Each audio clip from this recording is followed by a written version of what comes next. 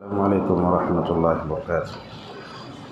الحمد للہ والصلاة والسلام علی رسول اللہ وبعد۔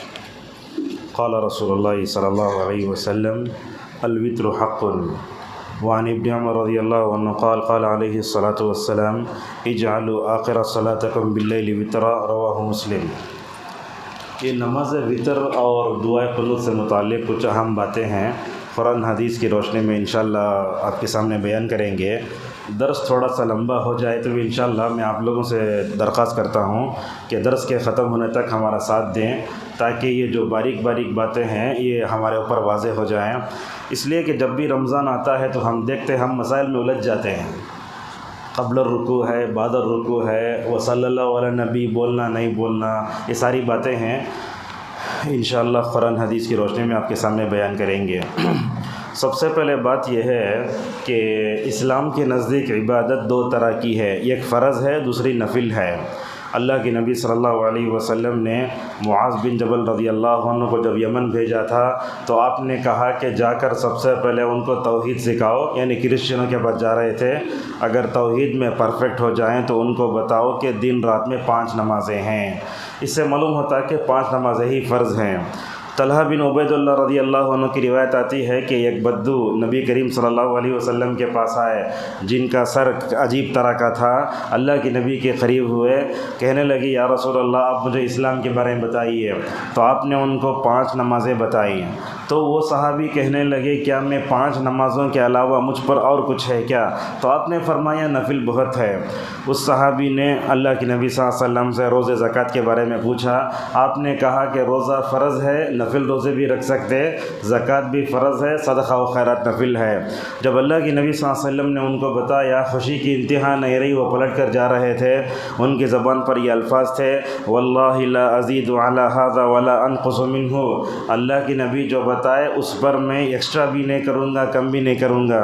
جب اللہ کے نبی صلی اللہ علیہ وسلم نے ان کو دیکھا تو آپ نے فرمایا اللہ کی قسم یہ آدمی کامیاب ہو گیا۔ تو نفل جو آتی ہے اس کی بھی 2 قسمیں، ایک ہے مؤکدہ۔ مؤکدہ کا مطلب یہ ہوتا ہے اللہ کے نبی صلی اللہ علیہ وسلم سختی سے اس کی پابندی کرتے تھے، جیسے 12 رکعت سنت مؤکدہ ہے، 10 رکعت سنت مؤکدہ ہے۔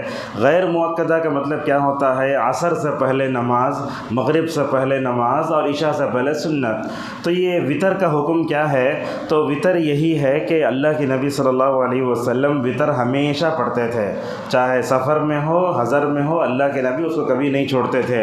حضرت علی رضی اللہ عنہ کی اس روایت کا ابو داؤد اور ترمذی میں روایت کیا، کہا الوتر لیس بحتم الصلاۃ، کہا وتر واجب نہیں ہے، اللہ کے نبی صلی اللہ علیہ وسلم نے اس کو سنت کہا ہے، اور کہا کہ اللہ تعالیٰ جو ہے وتر ہے، وتر کو پسند کرتا ہے، اے قرآن پڑھنے والوں وتر پڑھو۔ اور وتر ثابت ہے۔ وتر کا وقت کب سے شروع ہوتا ہے یہ دیکھیے، عشاء کا وقت جیسے ہی شروع ہوتا ہے وہاں سے لے کر فجر کی اذان تک رہتا ہے، جیسا کہ اللہ کے نبی صلی اللہ علیہ وسلم فرماتے ہیں۔ وتر کی نماز میں کیا صورتیں پڑھنا چاہیے؟ 3 صورتیں اللہ کے نبی سے ثابت ہیں۔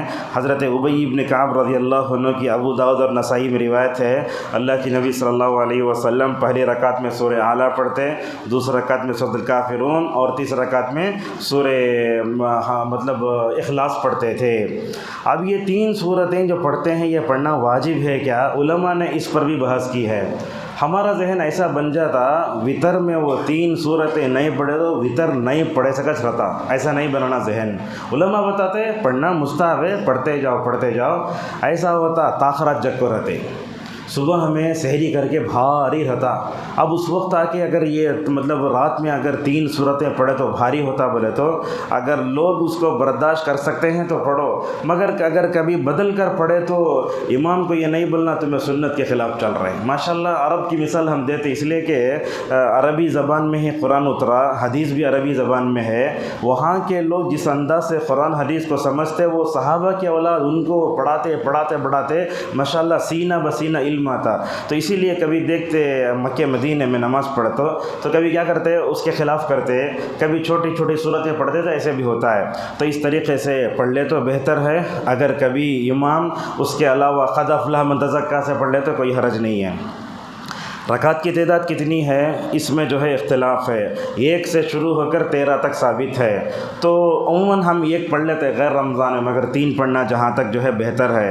رات میں ایک سوال آیا واٹس ایپ پہ، ایک صاحب نیلور سے پوچھنے لگے ہمارے پاس ایسا ہے کچھ مصلی وہ 3 رکعت امام پڑھتے ہیں، وہاں وطر کا طریقہ کیا ہے؟ 2 رکعت پڑھ کے سلام پھر کے پھر اٹھتے ہیں، یہ بھی طریقہ ہے۔ تو لوگ کیا کرتے رہتے، وہ 3 رکعت ان پر بھاری ہو جاتا، پیچھے ٹیک لگا لگا بیٹھے رہتے، وہ 1 رکعت ہوتے ہی آگے شامل ہو جاتے۔ تو شامل ہو سکتے کیا؟ ابن عثیمین رحمہ اللہ کہتے ہیں نہیں کر سکتے، اس لیے کہ امام کی اقتداء واجب ہے۔ اگر وہ 3 رکعت پڑھا تو 3 رکعت پڑھنا۔ میں پوچھتا ہوں آپ سے، اگر انہیں 1 سلام سے پڑھا تو کیا کریں گے آپ؟ 3 رکعت پڑھنا تو پڑھتا، تو اس طریقے سے وہ 3 رکعت پڑھنا ہی بہتر ہے۔ اور یہ وطر کی وہ وصیت ہے، حضرت ابو رضی اللہ عنہ فرماتے ہیں اوصانی خلیلی، میرے دوست نے مجھے وصیت کی ہے، وَأَنْ أُوتِرَ قَبْلَ أَنْ أَنَامَ، 3 باتوں کی وصیت کی تھی ابو ہریرہ کو، تو کہا کہ اللہ کے نبی صلی اللہ علیہ وسلم نے سونے سے پہلے مجھے وطر پڑھنے کا حکم دیا ہے۔ حضرت ابو ہریرہ کی حدیث ہے، آپ صلی اللہ علیہ وسلم نے فرمایا من لم یوتر فلیس منا، جو آدمی وطر نہ پڑھے وہ ہم مسلمانوں میں سے نہیں، وہ ہم مسلمانوں میں سے نہیں، وہ ہم مسلمانوں میں سے ہیں۔ مطلب کیا ہے؟ وطر کو چھوڑنا اچھی بات نہیں ہے۔ اچھا وطر کب پڑھنا؟ حضرت عبداللہ ابن عمر کہتے ہیں کہ وطر جو ہے سب سے رات کی آخری نماز ہونا چاہیے۔ اب یہاں دیکھتے ہیں امام صاحب پڑھا دیتے نا، کیا کرنا؟ اگر آپ رات کے آخری میں حصے میں اٹھ کر پڑھ سکتے ہیں تو جیسے ہی 8 رکعت ہوتے پیچھے چل جاؤ، کیا بھی حرج نہیں، اور نماز ہوتے رہے تو پیچھے بیٹھ بھی سکتے، آپ کوئی نہیں بول سکتے وطر نہیں پڑھ رہا، نہیں بول سکتے۔ اور اسی طریقے سے اگر آپ پڑھ لیتے ہیں کوئی حرج نہیں ہے۔ ابھی وطر پڑھ لیے، پھر رات میں اٹھ کر ہمیں 2 رکعت قیام اللیل پڑھ سکتے کیا؟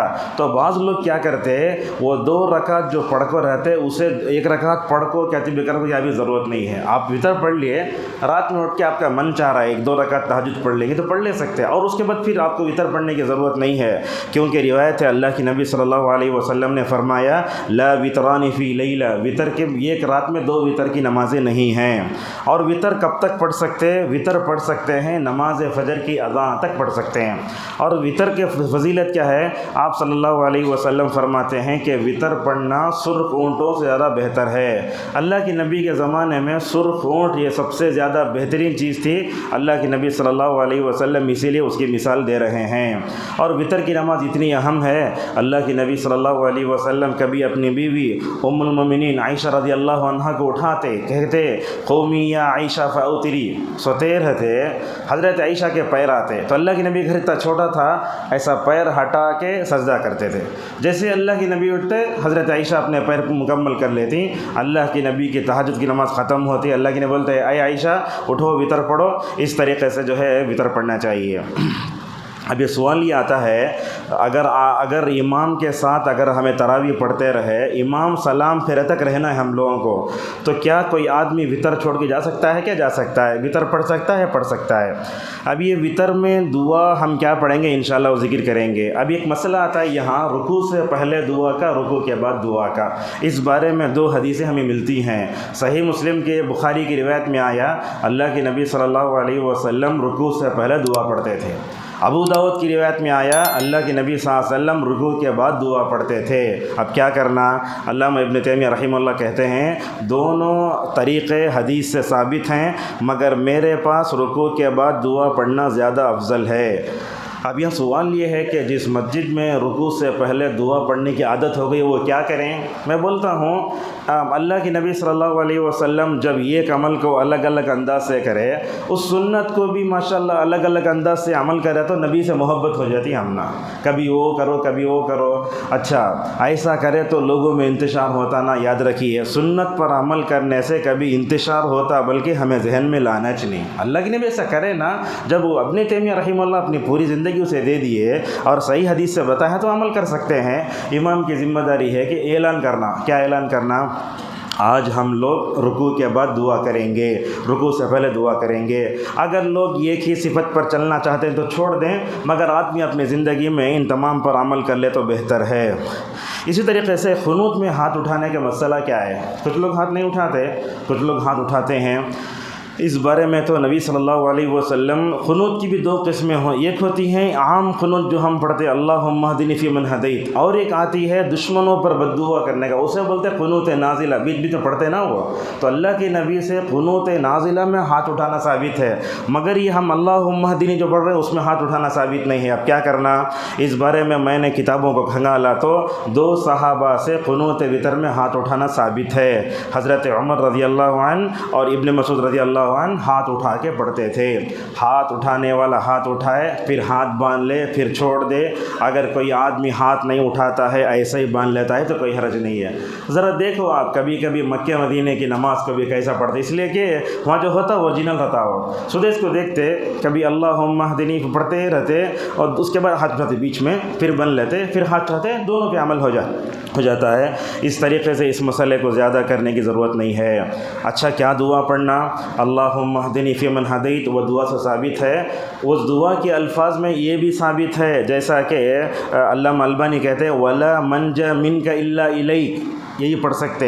اچھا قنوت وتر کے آخری میں وصلی اللہ علی النبی کہنا کیسا ہے؟ ماشاءاللہ کتابوں کو کھنگالے تو معلوم ہوتا ہے اللہ کے نبی صلی اللہ علیہ وسلم تو نہیں پڑھتے تھے، مگر حضرت ابی بن کعب اور معاذ الانصاری رضی اللہ عنہ وصلی اللہ علی النبی پڑھتے تھے۔ علامہ البانی کہتے ہیں میں وصلی اللہ علی النبی کو بدعت سمجھتا تھا۔ دیکھو کیسی ہے حق کی تلاش، جب مجھے بعض صحابہ کا عمل ملا تو میں پڑھتا ہوں، اگر کوئی پڑھے تو حرج نہیں، اور چھوڑنے والا چھوڑ بھی سکتا ہے۔ اور اسی طریقے سے اس میں ایک بات یہ بھی ہے کہ کیا قنوت وتر کی دعا پڑھنا ضروری ہے کیا؟ عرب میں تو ہم دیکھے جب نماز پڑھتے تھے حرم میں کیا کرتے، قبل رکوع ہوتی دعا، رکوع کے بعد ہی ہوتی دعا۔ کبھی کیا کرتے وہ قل هو اللہ احد اللہ الصمد لم یلد ولم یکن، سیدھے رکوع میں چلے جاتے۔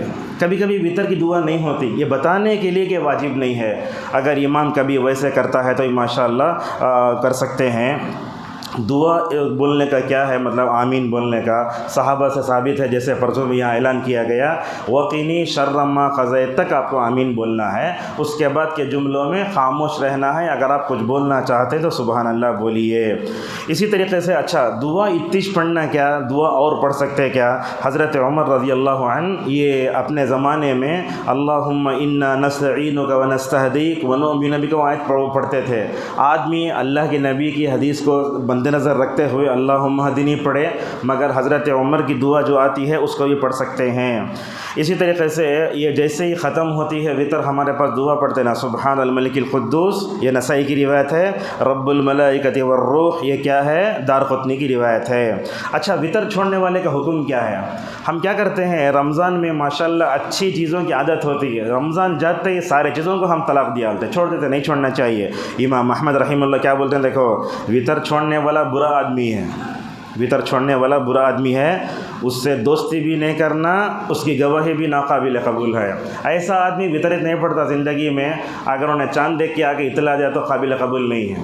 جیسے داڑھی مڑے کی گواہی ناقابل قبول ہے، ویسے اس کی گواہی ناقابل قبول ہے۔ میں آپ سے بولتا ہوں یہ وتر چھوڑنے والے کو امام احمد نے برا کہا تو فرض چھوڑنے والے کا کیا انجام ہوگا سوچیے۔ اسی طریقے سے دعا کتنی پڑھ سکتے؟ اللہم اہدنی پڑھیے یا ساتھ میں ملا کر پڑھیے، مگر کتنی ہونا میں سمجھتا ہوں کم از کم 4-5 منٹ کی اگر پڑھ لے تو کافی ہے۔ اسی طریقے سے بعض علماء بولتے ہیں جتنا پڑھنا اتنا ہی کرنا چاہیے۔ میں دیکھتا ہوں حالات کو دیکھ کر کریں، طاقت اگر آ جاتی ہے تو دعا تھوڑی لمبی ہوئی تو کوئی حرج نہیں ہے، مگر اتنی لمبی نہیں ہونا کہ لوگ مشقت میں پڑ جائیں، لوگوں کو گھٹنے میں درد نہیں ہونا چاہیے، اس میں بھی اعتدال ہونا چاہیے، اور ریاکاری سے بچنا بھی چاہیے اس میں۔ اور وتر کی دعا میں یہ دعا بھی ثابت ہے، ترمذی کی حضرت علی اور حضرت عائشہ رضی اللہ عنہما کی روایت ہے، اللہ کے نبی صلی اللہ علیہ وسلم تبارکت ربنا وتعالی کے بعد یہ پڑھتے تھے اللہم انی اعوذ برضاک من سخطک وبمعافاتک من عقوبتک وبک منک لا احصی ثناء علیک انت کما اثنیت علی نفسک۔ اب ایک مسئلہ یہ آتا ہے کہ ہم رمضان میں ماشاءاللہ جماعت کے ساتھ وتر پڑھ لیتے ہیں، غیر رمضان میں وتر پڑھنے کا کیا مسئلہ ہے؟ علماء بولتے ہیں نہیں پڑھنا۔ اچھا اس کی دلیل کیا ہے؟ حضرت ابی بن کعب رضی اللہ عنہ کو عمر رضی اللہ عنہ نے اپنے خلافت کے زمانے میں کیا کیا تھا؟ ان کو امام بنایا تھا، بولے تمہیں نماز پڑھاؤ، آخری کے وہ رکعت پڑھاتے 8 رکعت جیسے ہی ہوتی، چند راتوں میں حضرت ابی بن کعب نے وتر پڑھائی جماعت کے ساتھ، اور بعض راتوں میں اس کو چھوڑ دیا ہے، یا بتانے کے لیے کہ یہ جائز ہے، ایسے ہو سکتا ہے۔ یہاں ایک مسئلہ آتا ہے جس کی وضاحت ضروری ہے، وہ یہ ہے اگر کسی آدمی کو وطر کی دعا نہیں آتی کیا کرے گا؟ ہمارے پاس ہوتا کیا ہے، لوگ دعا یاد نہیں کرتے، ایسے ہی زندگی گزارتے ہیں۔ یاد رکھیے اگر کسی کو نہیں آتا ہو ربنا آتنا فی الدنیا سبحانک اللہم بحمدک، کیا تو اللہ اللہ اکبر تسبیحات پڑھ کے کر دے، لیکن آپ کو کیا ہے ایک عذر کے طور پر آپ کو جائز قرار دیا گیا، اس جائز کو چی کر لمبی زندگی میں دعا یاد نہیں کرنا، یہ بھی غلطی ہے۔ اب آپ کو نہیں آتا پڑھنے تو حرج نہیں ہے، لیکن یاد کرو۔ یاد کرنے کا طریقہ کیا؟ حصن المسلم جو ہے پلے اسٹور میں ہے، ہمارے پاس بڑا بڑا فون ہے، اس فون کو ہم اللہ کی نافرمانی کے لیے استعمال کرتے ہیں، کیا وہ فون ہمارے لیے دعا کی یاد کرنے کے لیے استعمال نہیں کیا جا سکتا کیا؟ لہٰذا اس میں جاؤ، وطر کی دعا ہے، سب زندگی کی ساری دعائیں ماشاءاللہ اس میں موجود ہیں، تو اس کی وضاحت مجھے آپ کے سامنے کرنا تھا۔ خلاصہ کلام یہ ہے کہ ہم حضرت عمر رضی اللہ عنہ کی سنت یہ ہے کہ وطر جماعت کے ساتھ پڑھیں، تو ہم رمضان میں وطر کی نماز پڑھ لیتے ہیں، جیسے ہی رمضان چلتا ہے وطر کو چھوڑ دیتے ہیں، ایسا نہیں ہونا چاہیے۔ اللہ تبارک و تعالیٰ سے ہماری دعا ہے اللہ تعالیٰ ہم سب کو فرض نمازوں کے ساتھ ساتھ نوافل کی پابندی کرنے کی توفیق عطا فرمائے۔ اللہ تعالیٰ ہم سب کو وطر کے جو احکام و مسائل ہیں، دعائے قنوت وغیرہ ہے، اس کے بارے میں توجہ دینے اور اپنی بیوی بچوں کی طرف اس کی طرف توجہ دینے کی توفیق عطا فرمائے۔ اللہ ہم سب لوگوں کو دعائیں زیادہ سے زیادہ یاد کرنے کی توفیق عطا فرمائے۔ اللہ تعالیٰ ہم کو سستی سے بچائے۔ اللہ تعالیٰ ہم سب کو نمازوں کے بارے میں سنجیدہ ہونے کی توفیق عطا فرمائے۔ اللہ تعالیٰ ہمارے روزوں قبول فرمائے اور بقیہ رمضان کے دن کو امن و عافیت کے ساتھ صحت و سلامتی سے گزارنے کی توفیق عطا فرمائے۔ وآخر دعوانا الحمد للہ رب العالمین۔